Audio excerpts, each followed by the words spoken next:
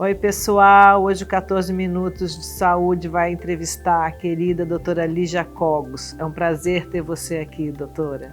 Eu estou realmente encantada, até porque entrevistada por alguém cujas qualidades eu tanto admiro e são qualidades que eu não tenho nem traços desse perfil atlético, esportista, tão saudável da Fernanda Venturini. Então, realmente, uma devotada fã encontra-se aqui. Obrigada, querida.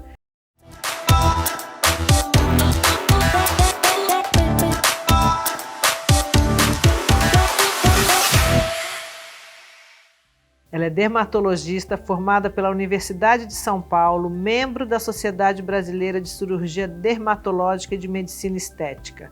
Essa é a parte formal da apresentação, sem contar que você é uma das dermatologistas mais conhecidas e respeitadas do Brasil e do mundo. Eu sou formada pela Universidade Federal de São Paulo, a Unifesp, que nós insistimos até hoje, com certo saudosismo, de chamar pelo nome na sua fundação, Escola Paulista de Medicina, fundada em 1933. Nossa! Você é uma das referências em cuidados estéticos e tratamentos de ponta para o rejuvenescimento e prevenção.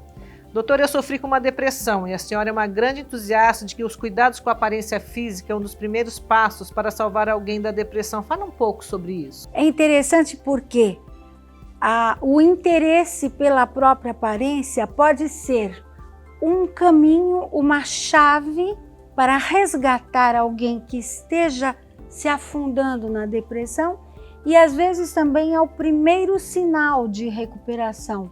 Quando nos deparamos com um caso muito preocupante, muito desesperador de depressão, tanto em homens como mulheres, os médicos, tanto os psiquiatras como clínicos de modo geral, incluindo os dermatologistas, quando percebem um interesse da pessoa sobre qualquer aspecto da sua aparência, uma preocupação com o peso, uma preocupação com o rosto, com o cabelo, com algum sinal de envelhecimento, aquela preocupação já pode ser o primeiro sinal de vida, de volta à vida normal, porque na depressão, quase que automaticamente e progressivamente, a pessoa vai se desinteressando de vários aspectos e dela própria.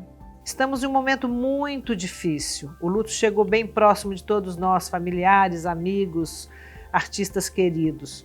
A preocupação com a beleza é algo que acaba sendo deixado para depois.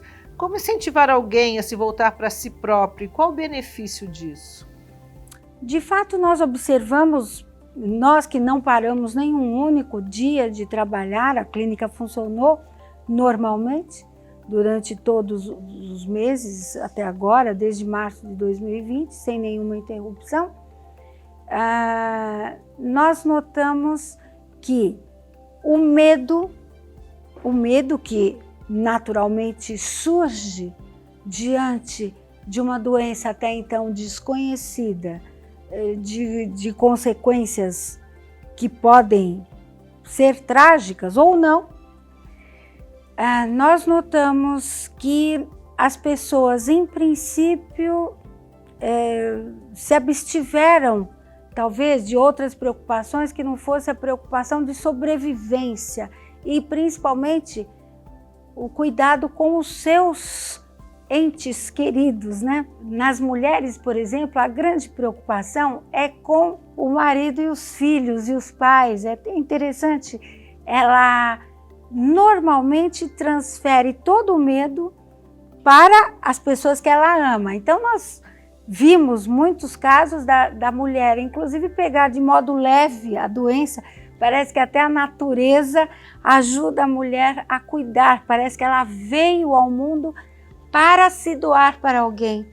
Então nós vimos famílias inteiras pegarem a doença, os mais jovens naturalmente de forma mais leve, principalmente isso em março, abril de 2020, marido ou pai e a mãe pegarem a doença de forma mais intensa, por uma mulher de meia idade, por exemplo, e a mulher ter pego também, quase que diagnosticado só por exame de laboratório, e ela só teve uma dorzinha de garganta e ficou firme, cuidando de todos. O medo inibiu muita gente de ter qualquer contato com o exterior. Isso foi muito prejudicial. A despeito, eu não sou especialista em infectologia, mas a despeito do que se recomenda, há muitas dúvidas, inclusive, se teria sido a melhor forma de combater, fazendo com que as pessoas se isolassem. O lockdown é discutível. E o próprio confinamento, a falta de contato com outras pessoas, isso nós vimos até nas crianças, leva a um estado depressivo. Uns mais graves, outros mais leves. Exatamente. Somos obrigados a usar máscaras, né? Não tem como fugir disso. Já sabemos benefícios, mas eu gostaria que você comentasse o que pode acontecer de prejudicial, principalmente para a pele, com o uso da máscara, e se há cuidados que devemos tomar. Surgiu até uma nova doença que não conhecíamos, que é a máscara, a acne causada pela máscara. E foi isso logo, mais ou menos em maio, junho do ano passado, já estava bem definido, até com textos já publicados de médicos no mundo inteiro escrevendo sobre a máscara. Uma acne favorecida pela oclusão dessa região da pele. E é claro que isso aconteceu preferencialmente nas pessoas de pele mais oleosa, que já tinham uma tendência anterior de acne, ou então que não tinham, mas tinham uma pele mais jovem, mais oleosa. E frente a isso, muito se confundiu com alergias ao material da máscara, que também foi outra doença que apareceu, a dermatite pela máscara. E o que nós tivemos que aconselhar as pessoas foi que usasse o menor tempo possível de máscara, jamais ficassem guiando dentro do carro sozinhas com máscara, quando não há sentido lógico de usá-las. Usaremos quando realmente necessário. E quando estiverem fazendo, por exemplo, exercícios aeróbicos, no que concerne a atividade da Fernanda, as pessoas podem se sentir muito mal com uma máscara. Há uma concentração de gás carbônico, uma série de efeitos fisiológicos que não temos tempo para nos deter. Mas então, num lugar amplo, livre, em que há um natural distanciamento, que as pessoas estão mais distantes, abaixem a máscara, porque pode realmente haver efeitos indesejáveis no uso. O uso excessivo de máscaras para homens acaba gerando espinhas, acnes nessa região. O cuidado para homens é diferente? Os homens têm naturalmente uma pele mais oleosa, de modo geral, do que as mulheres. Teremos homens de pele muito seca, mas de modo geral, com eles o problema pode ser mais acentuado. Uma leve obstrução, uma máscara de tecido muito pesado, por exemplo, sintético, né? Que a maioria, ninguém vai usar uma máscara de seda pura, né? Uma máscara, às vezes, de algodão puro poderia ser o ideal. As máscaras descartáveis, de modo geral, são menos danosas, porque elas são mais leves. Eu uso as descartáveis, eu prefiro. A Fernanda Venturini sempre acerta, é por instinto. De forma geral, a doutora tem notado outros problemas, como de pele, queda de cabelo decorrentes de estresse dessa época? Queda de cabelo foi a estrela da temporada. A queda de cabelo é influenciada por oscilações hormonais. E justamente durante essa época, pelo próprio confinamento, pelo estresse, pelo medo. O medo é um grande estimulador do aumento do ACTH, um hormônio natural que nós temos do grupo dos corticoides e que sobe quando se está acuado, confinado, ameaçado ou amedrontado. E o ACTH subindo faz com que aumente a captação periférica dos hormônios masculinos. Isso tudo tem um motivo. Os deuses, Deus, a natureza, quer que a pessoa aguente firme. E o ACTH é um hormônio que faz alguém aguentar firme.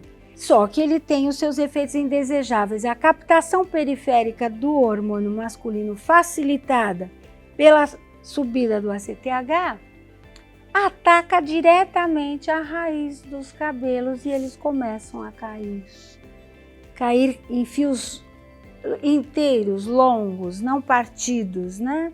Não é aquela queda de cabelo de alguém que fez descoloração e tem um dano e parte. É uma queda de cabelo, independente de se ter cabelos com procedimentos químicos ou não. É uma queda de cabelo de fios longos, principalmente nas regiões onde há receptores para o hormônio masculino, que são as entradas, homens e mulheres, e esse meio e aqui atrás, e começa um processo de queda. A pessoa está aguentando firme, mas está com uma queda de cabelo que a deprime muito e que a preocupa.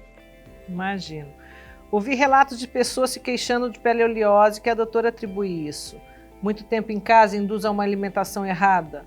A doutora tem notado isso no consultório? Além do problema do ACTH subir e deixar a pele mais oleosa por captação também periférica de hormônios masculinos, porque nós mulheres também temos os hormônios femininos que baixam quase a zero após a menopausa, mas os masculinos se mantêm. Por isso que uma senhora, avó de vários netos, ela é muito eficiente, porque ela é meia brava, por causa do hormônio masculino que fica, né? Não antagonizado pelo hormônio feminino que ela tinha aos 25, né? Mas agora existe a reposição hormonal e tudo mais. Mas o fato é que você perguntou da pele mais oleosa e também, além do problema hormonal, a influência da alimentação. Uma dieta que pode se restringir a coisas muito mais calóricas do que antigamente a pessoa tinha oportunidade de comer, em casa o dia inteiro vem aquele desejo de ver se tem alguma coisinha para beliscar, e os carboidratos, as gorduras também facilitam o aumento da oleosidade na pele. Qual pele parece mais velha, a mais oleosa ou a mais ressecada? Isso é um mito até. As pessoas que têm pele oleosa às vezes podem ter a ilusão de que a oleosidade vai preservá-las do envelhecimento, o que não é verdade. Porque uma pele muito oleosa, ela se torna redundante, com poros dilatados e com sulcos mais profundos. A pele seca, por outro lado, ela pode estar mais propensa a rugas finas, aquelas ruguinhas que dá numa mulher loira de olhos azuis, se ela não tomar cuidado com o sol. Então, o envelhecimento da pele na pele seca pode ser mais devido ao fotodano, à exposição ao ambiente. E a pele oleosa, pelo estresse causado, um estado constantemente inflamatório causado pelo trabalho excessivo das glândulas sebáceas. A vitamina D é conhecida como a vitamina do sol. Eu amo viver no sol, né? Mas me cuido, tomo sol mais cedo, eu tô vendo enfim. Esse dourado leve. No entanto, o sol é o terror dos dermatologistas. Como equilibrar isso? Não é o meu terror. Inclusive porque o sol é absolutamente necessário para a saúde de um organismo vivo, de vários reinos, né? Vegetal, animal. Então, a maioria das virtudes está no equilíbrio. Se fizermos um procedimento que demande uma proteção especial, como um peeling mais profundo ou uma aplicação de laser, pediremos um cuidado maior da paciente, do paciente, nos dias que se seguem, principalmente nos 30 dias que se seguem, para se proteger do sol. Mas nós temos a sorte hoje em dia de termos filtros de alta performance e que há 30, 40 anos atrás não existiam. Então, até comprimidos são usados para proteger a pele do sol. Por exemplo, a hidroxicloroquina, motivo de tantas polêmicas, os dermatologistas todos manejam muito bem, porque se usa para uma doença que reage violentamente contra o sol, que são as mulheres portadoras de lúpus eritematoso, uma doença autoimune que acomete mulheres jovens e acompanha pelo resto da vida, e que precisam desse tipo de medicamento porque ela diminui a sensibilidade ao sol. E nós usamos esse conhecimento pós-procedimento, pós-laser, por exemplo. Eu gosto muito de receitar hidroxicloroquina pós-laser para impedir tanta sensibilização ao sol, nas mais moreninhas principalmente.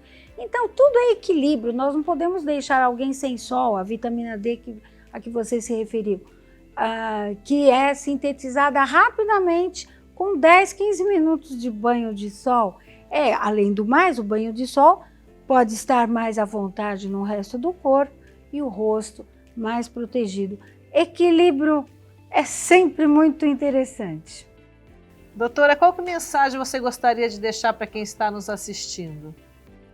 Aguentem firme, não se amedrontem demais, sejam cautelosos, mas cuidado, porque uma das armas para a opressão é incutir o medo. Então, o medo não ajuda a viver.